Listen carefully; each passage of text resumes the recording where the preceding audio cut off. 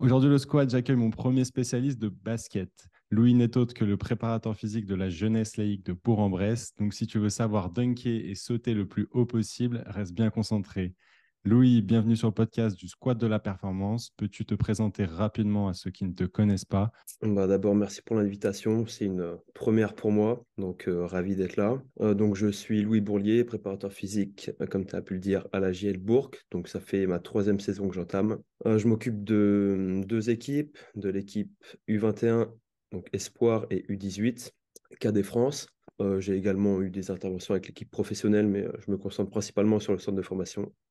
Tu partages beaucoup tes warm-up que je trouve très inspirants sur les réseaux sociaux.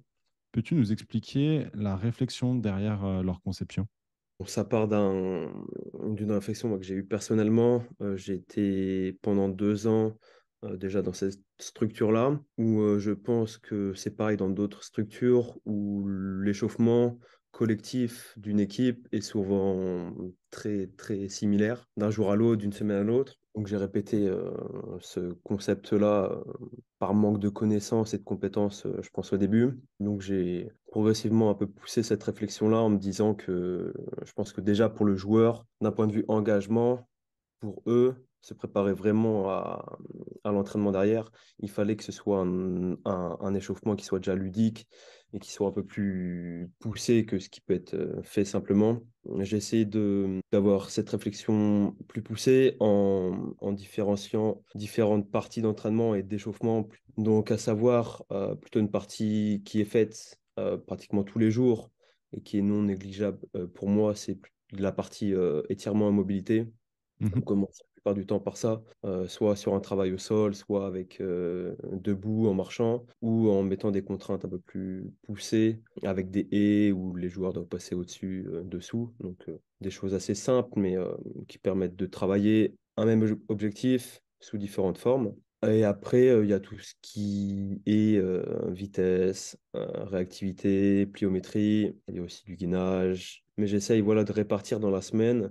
Je me dis quel jour on est et par rapport à ce jour-là, essayer de calquer une méthode d'échauffement chaque jour en fait. Et d'alterner et de pas faire toujours la même chose chaque jour et d'alterner un jour mobilité, gainage, un jour mobilité avec plus de la réactivité, des changements de direction, pareil, toujours mobilité, vitesse, accélération, ainsi de suite tout au long de la semaine et avoir mes 5 jours d'échauffement assez structurés en fait. Ouais, on voit qu'il y a de la structure, il y a une forme de progressivité au Mm. fur et à mesure de l'échauffement, avec une vraie réflexion derrière. Et puis de la variété. Effectivement, comme tu le disais, tu es avec des jeunes. Donc, bon, ça peut être aussi le cas avec un public beaucoup plus âgé. Mais pour autant, ça te permet de créer, bah, ouais, comme tu disais, que ça soit ludique. Tu amènes à ces jeunes sportifs quelque chose de nouveau, en fait. Et surtout, j'imagine des choses qu'ils peuvent piocher à terme dans leur carrière sportive. Se dire, OK, avec Louis, on faisait plusieurs aspects, essayer, en fait, d'avoir une éducation finalement derrière tout ça. Oui, oui, c'est ça, ouais. Après, ils ont eux aussi des routines individuelles qu'on fait et qu'on a mis en place avec le kiné et puis moi aussi. Donc, cette partie-là, ils le font avant l'entraînement collectif, avant même ma partie échauffement. J'ai presque jamais reproduit un même échauffement dans toute la saison, où c'est très rarement, voilà, il y a les exercices de base de mobilité, d'étirement qui se font, même d'activation musculaire. Mais après, derrière, dès que je peux, j'essaye d'avoir un éventail maximal d'exercices que je peux faire reproduire, même pour un même objectif. Je peux avoir 10 exercices différents que les joueurs vont faire d'une semaine à l'autre pour pas avoir de monotonie, en fait. Et je pense que déjà, sur 10 minutes d'échauffement, qu'on a pratiquement tous en tant que préparateur physique avant des entraînements pour une équipe, on peut déjà essayer de mettre un travail en place sur ces 10 minutes-là. Et ces 10 minutes-là doivent pas être bâclées et se dire je les échauffe juste, ils sont chauds et puis je les balance à l'entraîneur. C'est vraiment un travail plus en profondeur et qui doit permettre à l'athlète et aux joueurs de progresser en fait. C'est comme un entraînement comme un autre. Enfin, moi, je le vois comme ça maintenant. Il faut que le joueur vraiment progresse, s'amuse pour être prêt après l'entraînement en fait. Ouais, finalement, si je comprends bien, ton échauffement, tu le penses un peu comme une séance d'entraînement à part entière, mais que tu Clairement. intègres dans un entraînement, en fait. Ouais, Ouais. ouais. C'est entièrement ça. Après, il y a des échauffements qui vont être plus longs. Donc, je pousse un peu plus sur des qualités physiques, sur de la plio, sur des sauts. Souvent, voilà, si on met une structure le lundi, bon, ils arrivent. Les joueurs, il y a eu veille, enfin, c'est un lendemain de match, des fois. Donc, soit ils sont en repos, ceux qui ont joué le samedi, ils viennent, ils sont juste du collectif ou de lundi un peu le matin. Je m'occupe pas trop du lundi. Mais après, voilà, ça commence à partir du mardi, où je mets en place là de la mobilité, du gainage, de l'activation musculaire. Mercredi, je fais souvent un bloc un peu plus long de pliométrie, de vitesse. Donc là, pour moi, c'est une séance en fait, c'est pas un échauffement. Ils vont être prêts pour le basket derrière. Et pour moi, c'est 20-30 minutes. Elles sont optimisées pour que le joueur développe des qualités de vitesse, de puissance, etc. Et puis après, on finit sur la semaine un peu plus de la réactivité, de la vitesse, des changements de direction. Et tu parlais de une partie individualisée que tu mettais en place avec le kiné. Mhm. Comment vous mettez ça en place? Est-ce qu'il y a des tests spécifiques que vous faites? Si oui, à quelle fréquence vous les faites, etc. Il y a des tests kiné et prépa physique qui sont faits en début de saison. Voilà, ça donne une base de départ et ces tests-là peuvent être refaits tout au long de la saison pour voir l'évolution des joueurs. Mais pour les routines des joueurs, c'est plutôt des routines liées à leurs blessures qu'ils ont pu avoir dernièrement. Un joueur a pu ne pas avoir de routine spécifique parce qu'il n'avait pas de besoin particulier. Il s'est chauffé comme tout le monde. Il s'est fait une cheville. Le kiné lui a donné le protocole cheville. Il fait ça. Pareil sur un genou, des tendinites, des fois, voilà, faire plus de travailler en isométrie, de chaise, de fente, etc. pour vraiment réduire ses douleurs. C'est simple, mais il faut que ce travail-là soit fait tous les jours pour que le joueur ait des améliorations en fait. Ouais, ouais. En fait, ce que je trouve intéressant dans ce que tu dis, c'est que bah, c'est le travail quotidien post-blessure. C'est-à-dire que même l'athlète, quand il est revenu sur le terrain, bah, malgré tout, il y a encore du travail à faire. Et surtout, c'est pas fait de manière, voilà, avec une faible fréquence de temps en temps, quand il y pense, quand il a le temps, etc. Non, c'est inclus en fait de manière périodique, chaque jour, et c'est inclus véritablement dans son entraînement. Oui, l'objectif, c'est vraiment qu'il intègre ça, lui, dans sa routine, et que ce soit une partie de l'entraînement qu'il ait l'habitude de faire. Après, voilà, il y a toujours des joueurs qui vont arriver un peu en retard et qui vont pas avoir le temps ou pas le prendre. Mais oui, il y a eu la période de rééducation, de reprise de l'entraînement.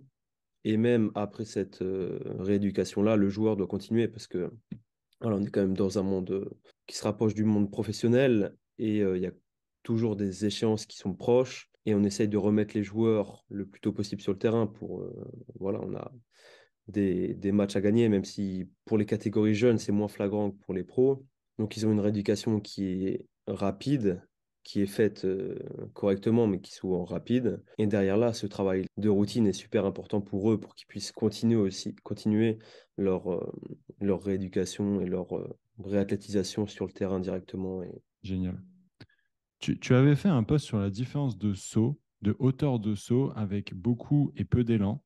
Peux-tu nous expliquer ce qu'il explique et comment progresser sur ce saut vertical avec un élan plus proche de ce qu'on peut retrouver dans le basket? Ouais, ouais, bon, c'est drôle, cette vidéo-là, c'est elle qui a fait un peu le buzz et qui a fait découvrir pas mal de choses. Et ça part d'une réflexion que j'ai eue aussi personnellement. En commençant à m'entraîner sur de la détente verticale, j'ai eu cet objectif-là à vouloir progresser. Enfin, je me donne toujours des objectifs Ouais, mais c'est cohérent termes en tant que sportifs. prépa de Oui, oui, basket. voilà, ça permet de découvrir des choses. Et puis, de toute façon, moi, j'ai toujours aimé le sport. Et cet objectif-là, étant novice en basket et encore plus en détente verticale pure, ça me tenait vraiment à cœur et je voulais vraiment tester et voir ce que ça pouvait donné sur un physique comme le mien. Et j'ai pu remarquer que j'ai un profil qui est très peu fait, on va dire, pour de la détente verticale pure. Avec élan comme au basket, je suis très bon en saut sur place, sur un CMJ en détente sèche. Je suis bon sur ça. Par contre, voilà, tout ce qui est pliométrie avec une grosse course d'élan avant et après faire le saut. Là, en fait, mon corps, il dit stop. C'est un mécanisme de protection, en fait. Mon corps, il va sentir que je vais aller trop vite. Il s'inhibe, en fait. Et il va dire stop, tu sautes pas. Parce que si tu fais le saut, ça va être trop dangereux pour toi, en fait. Donc, ça se bloque automatiquement. Il y en a d'autres qui vont être beaucoup plus à l'aise, en fait, sur ces courses-là. Et ça leur permet d'aller sauter plus haut, en fait. Il y a différents profils d'athlètes, de sportifs, physiques, en termes de tendons, de muscles, voilà comment chaque athlète utilise son corps. Et moi, je suis vraiment quelqu'un de plutôt musculaire, orienté plutôt musculaire. Donc, j'utilise plus mes muscles pour sauter. J'ai besoin de prendre le temps au sol avant de sauter, alors que d'autres vont vraiment courir et faire un rebond ultra rapide. Voilà, c'est plutôt des athlètes qui ont un profil élastique et qui, eux, réagissent très bien à des courses d'élan très importantes.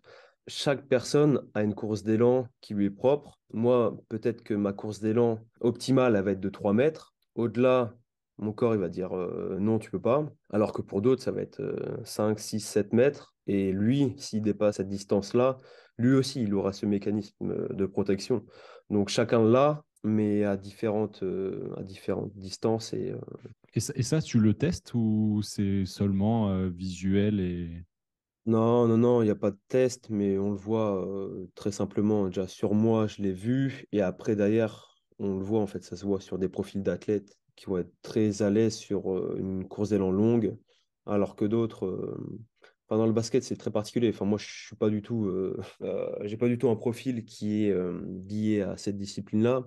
Donc, je suis un peu un extraterrestre là-dedans, on va dire. Mais voilà, en général, les joueurs, eux, de basket, ont la capacité à pouvoir prendre un élan long avant de sauter. Après, voilà, ça va dépendre du poids du joueur, de son poste, à quoi il est habitué à faire, en fait, depuis qu'il a commencé la discipline. Mhm, Mais c'est plutôt une chose qu'on voit, en fait. Après, il peut y avoir des tests, forcément.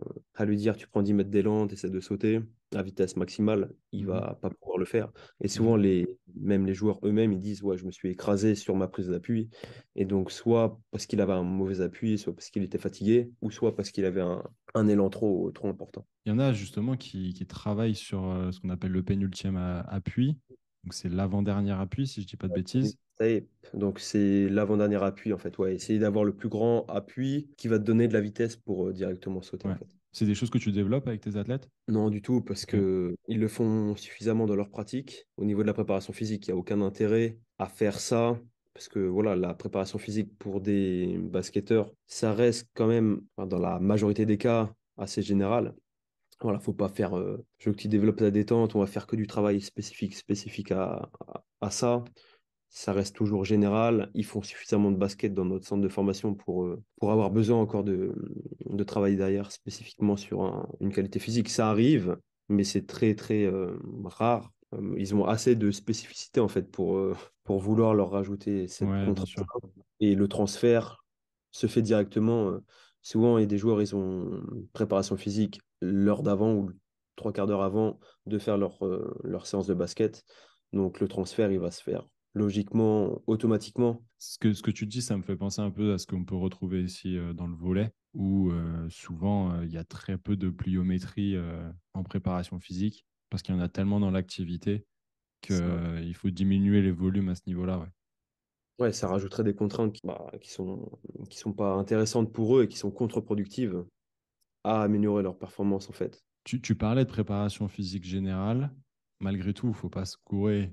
Je trouve que tu fais des trucs qui sont particuliers, ou en tout cas qui sont spécifiques et qui ne sont pas connus du grand public.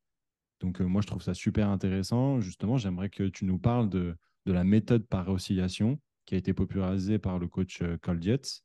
Dis-nous. Exact, exact. Ouais, je l'ai découverte via son livre L'entraînement triphasique. Ça m'a ouvert les yeux sur des méthodes d'entraînement différentes, sur sa vision de l'entraînement. Et cette méthode-là, elle est assez particulière. Elle est rarement utilisée. Bah, le principe de cette méthode-là, c'est d'améliorer la capacité de l'athlète à relâcher donc son muscle antagoniste pour qu'il produise un mouvement plus rapidement. Et lorsque le joueur réalise un mouvement explosif, donc un saut ou un changement de direction, etc. Si son muscle, enfin si ces deux muscles, donc agoniste et antagoniste, se contractent en même temps du saut, par exemple, ça va faire un blocage. Et l'objectif de cette méthode-là, c'est de diminuer ce blocage pour que l'athlète puisse utiliser librement ses muscles, producteur de force pour réaliser le mouvement lui-même, en fait. Alors, ça part du principe qui met en œuvre le mécanisme d'inhibition réciproque. Après, voilà, cette méthode, elle n'est pas utilisée avec tout le monde. Il y a des étapes aussi dans la progression qui est utilisée. Je l'utilise au poids de corps pour les jeunes joueurs dans les premières phases, en fait. Après, j'essaie d'évoluer avec élastique, comme j'avais pu le mettre dans une vidéo, ou après avec charge, pareil. Mais l'avantage de l'élastique, c'est que ça tracte directement le joueur. Il arrive en haut, il y a une résistance beaucoup plus importante et il est obligé de redescendre. Et en Mhm. fait, ça fait contracter à chaque fois le muscle, remonter et relâcher donc l'antagoniste. Mais voilà, c'est comme toutes les méthodes. Il ne faut pas que tous les athlètes l'utilisent. Le joueur doit avoir un niveau de force suffisant avant de passer voilà, par ces méthodes un peu plus avancées. Pour moi, ouais, une méthode qui est intéressante et qui permet aussi de débloquer certains plateaux ou certaines... Ouais, bien sûr. Comme toute méthode, je pense qu'il faut en avoir conscience, s'intéresser en fait à ce qui peut se faire. Donc, j'invite notamment à nos confrères professionnels du sport à s'intéresser à cette méthode s'ils ne la connaissent pas. Mais effectivement, comme toute méthode, dans tous les cas, ça reste que des méthodes qui sont régies par certains principes, mais qui restent quelque chose de particulier. Et dans tous les cas, il ne faut pas se marier avec une méthode et savoir quand est-ce qu'on l'utilise et avec qui on l'utilise, comme tu l'as très bien dit. Ouais. Oui, ça fait pas ta base de préparation physique Ouais. avec cette méthode-là. Comme tout, par exemple, on a le French Contrast qui peut être vachement intéressant et ça part du même principe, qui est plutôt une méthode de picking, donc là où tu vas améliorer ta performance maximale et Mhm. l'optimiser. Voilà, c'est sur des périodes de 2 semaines, 3 semaines, assez courtes, sur peu d'exercices. Voilà, pareil, tu as quel exercice utiliser avec l'oscillation. Tu as différentes méthodes, enfin, sous-méthodes d'oscillation. Tu as le principe d'utiliser une angulation très spécifique ou au contraire de mettre l'athlète dans une angulation plus contraignante et plus difficile pour lui pour travailler différentes choses. Mais voilà, faut pas baser sa préparation physique dessus. Il faut avoir conscience de ça pour l'utiliser à des moments propices et à des moments où l'athlète qui, lui, dans sa carrière, a déjà tout vu. Voilà, ça peut être très intéressant pour lui de changer et puis d'avoir ce type de méthode-là. Ouais, créer une variété de stimuli, effectivement. Et surtout, comme tu le dis, chez un athlète qui a déjà une bonne base. C'est ça. Justement, en parlant de méthode, ou en tout cas de régime de contraction, il y a l'isométrie que tu sembles plutôt bien maîtriser. Est-ce que tu peux nous parler de ses bienfaits et finalement comment l'utiliser? Ouais, moi, généralement, on considère avoir deux méthodes, enfin, deux concepts au niveau de l'isométrie.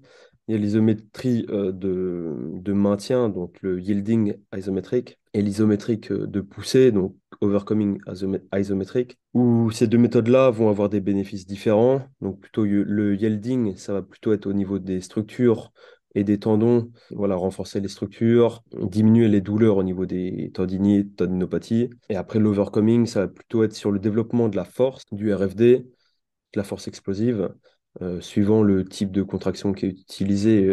Par exemple, sur un squat, on peut, donc le yielding, ça va être d'être dans la position basse et de maintenir la position pendant 30 secondes. Souvent, moi, je l'utilise avec les fentes ou la chaise. Ça le fait très bien. En Mhm. fente, on fait 30 secondes, 1 minute, 1 minute 30, ça peut aller très loin. Donc le joueur maintient cette position-là en essayant pareil d'être relâché. Alors que l'overcoming, ça va plutôt être de pousser contre une charge qui est supramaximale. Donc là, on peut pousser sur 5-6 secondes généralement pour activer la force maximale. Et après, on peut être sur du balistique, où là, on va pousser sur 1 seconde, 2 secondes. Et ce travail-là va développer plutôt la, la force explosive, donc le RFD. Pareil, c'est des méthodes qui doivent être utilisées avec un objectif spécifique, plutôt sur les structures tendineuses et musculaires, l'endurance musculaire avec le yielding, et après sur de la force avec l'overcoming. Quand tu veux développer de la force maximale sans Mhm. avoir de contraintes musculaires importantes et des courbatures, si tu as un match le lendemain ou sur le lendemain, ça Mhm. peut être super intéressant d'utiliser ça. Ouais, clairement. Bah, c'est notamment, tu vois, tu parlais de courbature, c'est notamment utilisé dans la gestion des lésions myopneuvrotiques, donc vulgairement des lésions musculaires, conjointement en fait à du travail excentrique où l'athlète il va freiner la charge dans le but justement de réduire les douleurs Oui, tu lentement. as l'effet analgésique, antalgique de l'isométrie en fait. Souvent, il ne faut pas faire moins de 30 secondes, sinon l'effet n'est pas activé. Un des principes de l'isométrie, quand tu as des douleurs au niveau des articulations. Ouais. Comment tu vois l'évolution de la préparation physique dans 10 ans? Elle s'oriente pas mal sur l'utilisation de la technologie. Donc, on a les GPS, on a tout ce qui est mesure de performance avec les plateformes de force, qui n'est pas encore assez développé, je pense, dans nos structures. Ce qui est GPS, voilà, il y a encore des choses à faire là-dedans. Le budget à mettre dans toutes ces technologies-là est aussi important. Il faut qu'on laisse du temps aux structures, bah, la compréhension de l'intérêt que ces technologies-là peuvent avoir. Et après aussi, je pense qu'on va revenir sur des choses et des concepts d'entraînement un peu plus simples. Voilà, je suis pas encore expérimenté. J'ai 3 ans dans le domaine de la préparation physique pure, mais je pense qu'il y a souvent des méthodes qui partent un peu loin et qui sont pas l'essentiel. Voilà, je pense qu'on va revenir sur des choses basiques tout en alliant la technologie avec nous. Je pense que le fait aussi qu'il y ait des choses qui aillent loin et qu'on veuille revenir à l'essentiel, c'est parce que aussi, grâce, entre guillemets, aux réseaux sociaux, on peut voir certaines choses et ne pas les comprendre, ne pas aller au bout des choses et expérimenter en fait les méthodologies. Et par exemple, bah, comme on en parlait tout à l'heure, utiliser une méthode d'oscillation à qui veut à qui veut tester, à tous ces sportifs, à tous ces clients, sans véritablement savoir pourquoi et sans le maîtriser. Oui, il faut comprendre les concepts enfin, et l'utilité de chaque méthode. Mais après, voilà, faut pas aller trop loin et on veut toujours tester. Et il faut le faire parce que ça nous permet de comprendre, comme tu as pu le dire, l'intérêt de la méthode et comment nous, on réagit aussi personnellement et nos athlètes à ces méthodes-là. Mais il faut essayer de rester aussi terre à terre avec des principes et des concepts simples de développement de la force, de la puissance, etc. Ok Louis, on va passer sur la dernière partie du podcast. Quel est ton meilleur conseil que tu puisses donner à tes sportifs? Je pense qu'il faut être patient. Euh, il y a beaucoup de sportifs qui veulent atteindre le haut niveau très rapidement et qu'il faut au contraire essayer de performer au maximum dans les catégories dans lesquelles ils jouent. Quand tu es en U18, tu as certaines opportunités pour jouer en U21. Et quand tu es en U21, pareil, tu peux essayer de jouer en pro, mais je pense qu'il faut essayer de performer au maximum dans tes catégories avant de passer à la catégorie suivante. C'est ça qui te permettra d'avoir le plus de visibilité.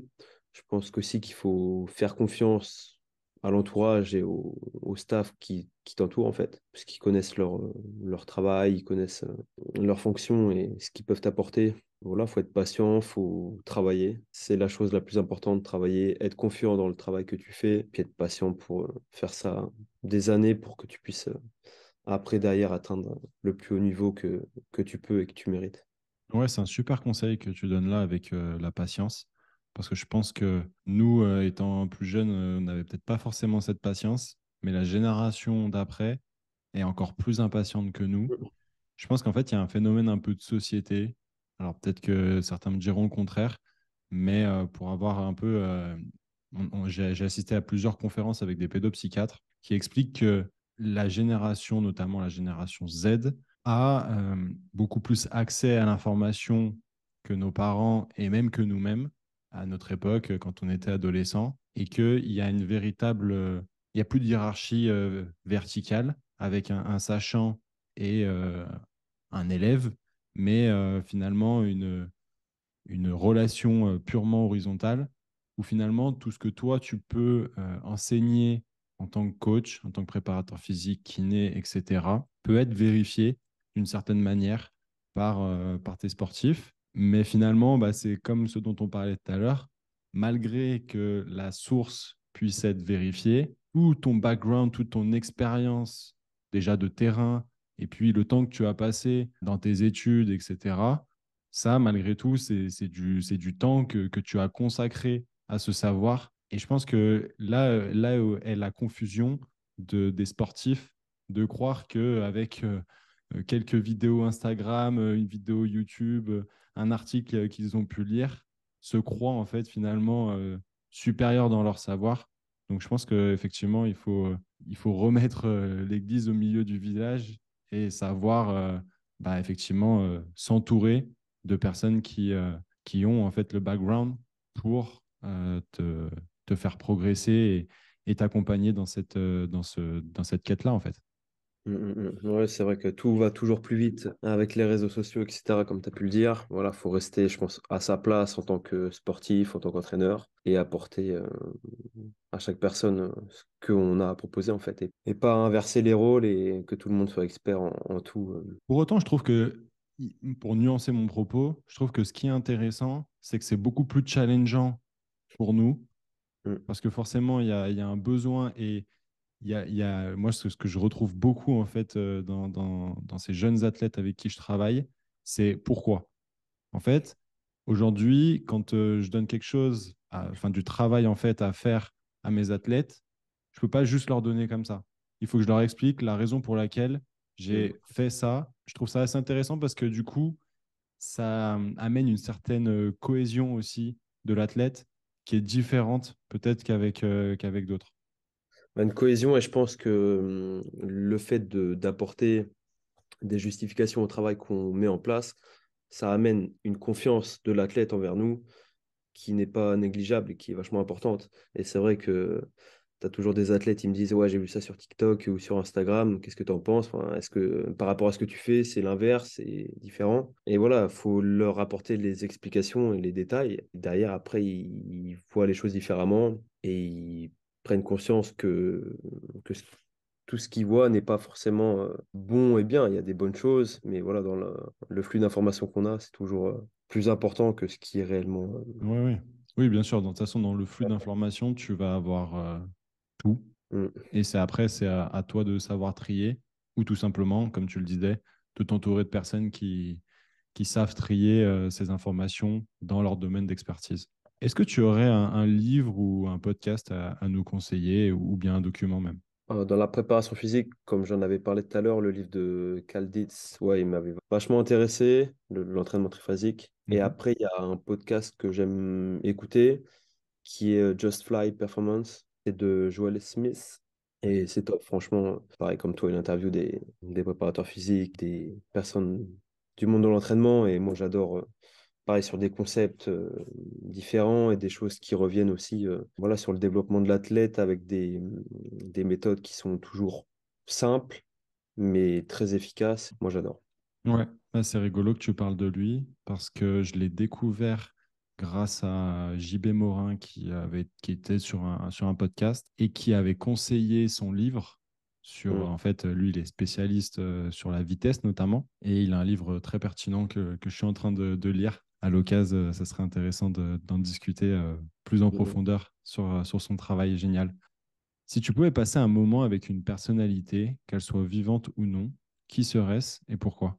On va prendre mon idole qui m'a marqué dans ma petite carrière de footballeur. Moi, c'était Ronaldo. Franchement, moi, si j'avais un moment à passer avec lui, ce serait pour essayer de comprendre son mode de vie et sa vision de l'entraînement et sa philosophie de l'entraînement. Je pense que c'est un exemple que beaucoup auraient besoin de prendre de lui. C'est un exemple de discipline, de motivation. Ouais, de Euh, longévité. Ouais. Ouais, génial. Moi, je suis assez d'accord avec toi. Parce que malgré tout, même s'il y a des choses qui sont montrées, il y a aussi beaucoup de zones d'ombre sur ce qu'il fait. Et d'échanger ouais, avec lui, savoir ce qu'il met en place, pourquoi il met en place certaines choses. Même si nous, on peut avoir un certain recul par rapport à ça, c'est pas toujours évident. Je suis toujours amusé, en fait, d'entendre des athlètes, notamment des footballeurs, être émerveillés par ce joueur et parfois même vouloir lui ressembler. Mais finalement, c'est là où on voit la différence entre ce qu'on souhaite avoir et quels sont les sacrifices qu'on est prêt à faire. Et lui, clairement, il a choisi. Quel serait le meilleur moyen de te contacter si on veut parler plus en détail de tous ces sujets dont on a parlé jusqu'à présent?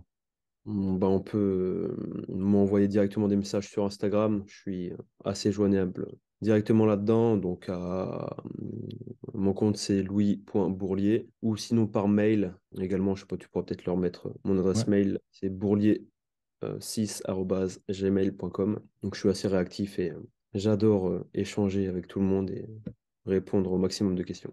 ouais, c'est vrai. C'est vrai que tu m'as répondu très rapidement quand je t'ai invité. En tout cas, c'était vraiment un plaisir d'échanger avec toi. On va passer sur la dernière question, la question passe décisive. Qui aimerais-tu entendre passer au micro du squat de la performance? Je pense à deux personnes. Il y en Ouais. a une qui est l'ancien kiné de la JL Bourg qui est parti à Monaco. Donc, il s'appelle Zlatan. Je vais pas écorcher son nom de famille, je vais pas le dire. Donc, lui, un super gars et je pense qu'il aurait vachement de choses à nous dire sur la physio et ouais, la partie kiné. Génial. Et après, il y a un ancien collègue que j'ai eu avec moi à la fac et que je recroise sur le terrain de temps en temps, c'est Dylan Goutenoir. Donc, c'est le préparateur physique de l'Asvel en U18. Il a, je pense, une expérience sur le terrain à peu près comme moi, mais voilà, on est sur un centre de formation tous les deux et il pourra apporter des choses complémentaires à ce que j'ai pu dire aujourd'hui. C'est génial, je vais pouvoir les contacter et puis j'espère qu'on pourra échanger davantage dans le monde du basket parce que comme je l'ai dit, c'était le premier à avoir accepté en fait mon invitation dans ce domaine-là. Donc top. Louis, je te laisse le mot de la fin. Bah, merci pour l'invitation et puis j'espère qu'on restera en contact pour d'autres choses et puis n'hésitez pas à me contacter si vous avez des questions sur l'entraînement ou sur d'autres choses. Génial. En tout cas, merci beaucoup Louis pour ton partage et à toi qui nous as écoutés jusqu'au bout. N'oublie pas de t'abonner au Squad de la Performance sur YouTube et ta plateforme de podcast préférée. Tu retrouveras toutes les infos et notamment les liens de Louis dans la description. Si tu as kiffé l'épisode, pose ton 5 étoiles et ton pouce bleu. Ça donne de la force et me permet un meilleur référencement du podcast pour pouvoir inviter des spécialistes de qualité. Nous, on se retrouve mercredi prochain d'ici 18h. D'ici là, je te souhaite de prendre un maximum de plaisir dans ton sport. Force!